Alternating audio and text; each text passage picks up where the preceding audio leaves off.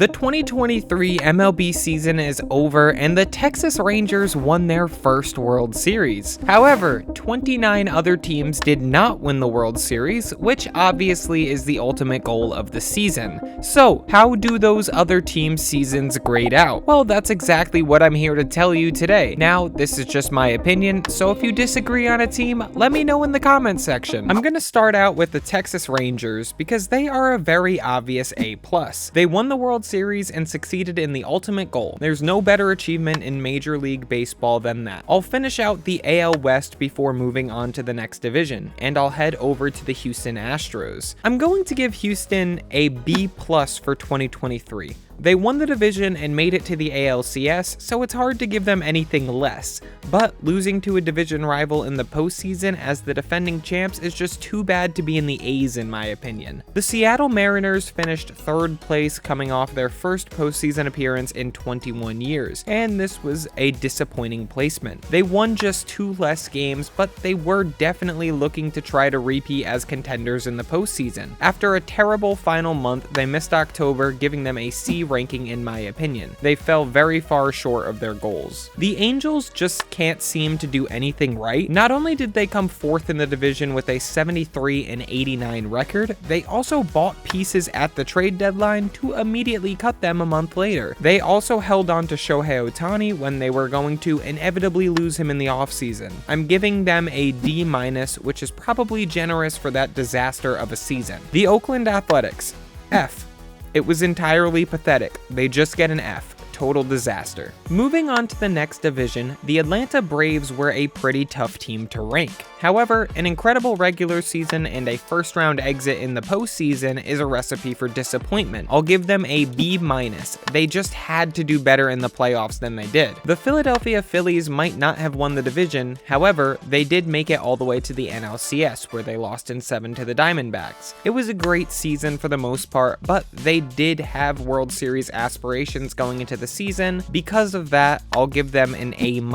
It's just really hard to justify being 1 win away from the World Series any less than that. The Miami Marlins somehow made the playoffs, where they ended up getting swept by Philly. However, just them making it was enough for them to get a B+ in my opinion. I don't think anyone saw them getting that far, so good season for them. The Mets get the worst ranking of the entire list with a G, because F wouldn't even cut it for them. The highest payroll in MLB history, and they had just 75 wins. That's truly insane. Rounding out the NL East is the Washington Nationals, and I'll give them a C- because I don't really know what to say about them. They were bad, obviously, but they were kind of better than expected, but they were still bad, so C-. Next up, AL East. The Baltimore Orioles shocked everyone this season, winning over 100 games on the season and ending up with the American League 1 seed. However, they won 0 games in October, which means I cannot place them any higher than an A-. It was a great season, and if they had won even just 1 game, I would have given them an A, but getting swept drops them a half-letter grade. The Tampa Bay Rays season was extremely confusing. They started out 13-0, then fell apart, then they were really good again, then they got swept in the postseason by the Rangers, who obviously won the whole thing. They also lost their best pitcher to Tommy John and will miss all of the 2024 season, and their best player was a big weirdo and will be missing maybe the rest of his career. Because of all that, B for Tampa, because they were still impressive throughout the season. The Blue Jays collapsed again and let a team that hadn't won a postseason game in over 20 years sweep them in October. They also had some regression from some of their stars and made a terrible trade and were underwhelming in the postseason. A fairly generous C+ is coming their way. The New York Yankees were considered to be one of the favorites going into the season, as they always are, and badly disappointed. They'll get a D for their failures. They signed Carlos Rodon in the offseason, who missed most of the season and was terrible when he did play. They had to release a player who threw a perfect game in the same season, and they didn't even play a game in October when their goals were getting ring number 28. The Boston Red Sox also had an extremely weird season. They were definitely the favorite to come last place in the AL East, and that's what they did, so at least they lived up to their low expectations. I'll give them a C- because some of their prospects did okay, and the team was watchable for most of the season.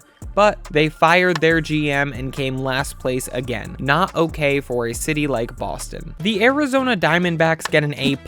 They did what everyone thought was impossible, even if they came up short on winning the World Series. Making it there was more than enough for Arizona to end up with an A+ season. Amazing season for the Snakes. The Los Angeles Dodgers won the NL West, but they're not getting the highest grade at all in the division. They'll end up with a B- because they didn't do enough at the trade deadline to address their starting pitching issues, and they got dominated by one of their rivals in the playoffs. The San Diego Padres needed to take out a literal loan to afford the contracts they handed out this offseason, and still missed the playoffs by a few games. Because of that, they get nothing better than a D+. Only that high because they did have a winning record, so I can't really go lower. The San Francisco Giants went from Aaron Judge to 4th place and got embarrassed most of the season. They ended up firing a decent manager in the process of losing way too many games for that team. They are also getting a D+. The Rockies get an F. They lost over 100 games and they just refuse to improve on their roster. They seem like they're going to continue to be bad every year for the next 100 years at this rate. Starting out the worst division in baseball by far, we have the Minnesota Twins, who actually were fairly impressive this season. They finally broke their playoff loss streak and even won a series, and because of that, they'll get a B+. The Detroit Tigers had a better season than most people expected, I believe, with a few young players emerging into decent players. I'll give them a B-. The Cleveland Guardians came 3rd place in a division they probably could have won. They had a very disappointing season, but the record wasn't the worst thing I've ever seen, and expectations weren't extremely high, so I'll give them a C-.